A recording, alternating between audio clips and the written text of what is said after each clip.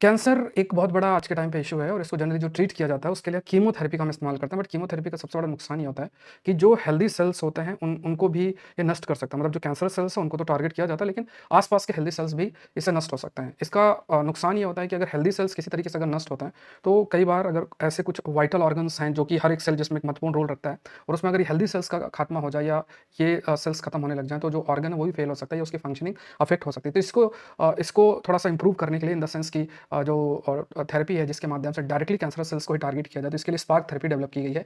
इसे spark therapy को proton therapy भी बोला जाता है, जिसमें प्रोटॉन बीम का इस्तेमाल किया जाता है। तो इसका फुल फॉर्म आपको याद रखना है, that is step and shoot spot scanning proton arc therapy. इसमें आपको बस ध्यान में रखना है कि जैसे इसका जो फुल फॉर्म है इसे इसका मीनिंग आप निकाल सकते हैं कि जनरली इसमें वेल डायरेक्टेड जो बीम है प्रोटॉन की उसको जो कैंसरस सेल्स हैं उन पे छोड़ा जाता है। वेल डायरेक्टेड होता है ये, और ये डायरेक्टली जो भी मौजूद कैंसरस सेल्स हैं उनको टारगेट करता है, आसपास के जो हेल्दी सेल्स हैं उसको टारगेट नहीं करता है। लेकिन इसका एक नुकसान ये होता है कि इसमें एक कंसेप्ट होता है जिसे बोलते हैं जोग्राफिकल मिस। इट मीन्स कि अगर वो जो सेल्स हैं जो कैंसरस सेल्स हैं किसी वजह से मान लो ब्लड के फ्लो से अगर वो मूव कर जाएं और ये बीम का उपयोग हो तो इसमें ना ज़्यादा चेंजेस नहीं किए जा सकते। तो पीछे जो मौजूद या उसी जगह पे मौजूद अगर मान लो कोई हेल्दी सेल्स आ जाए तो उनका भी ये खात्मा कर सकता है। तो यूएस के द्वारा इसको डेवलप किया गया है और काफ़ी ये प्रिसाइज ट्रीटमेंट है, और अगर इसका इस्तेमाल होता है तो कैंसर ट्रीटमेंट में इसका एक महत्वपूर्ण रोल हो सकता है। ऑल्दो इसका कॉस्ट काफ़ी होगा, हाई होगा, क्योंकि वो जो well directed proton beam generate होगी और वो टारगेट करेगी जो कैंसर सेल्स हैं उनको, तो जो भी इसके लिए मशीनरी होगी वो काफ़ी कॉस्टली आपकी हो सकती है। तो ऐसे बहुत सारे टॉपिक्स हैं साइंस एंड टेक्नोलॉजी का, आप हिस्सा बन सकते हैं।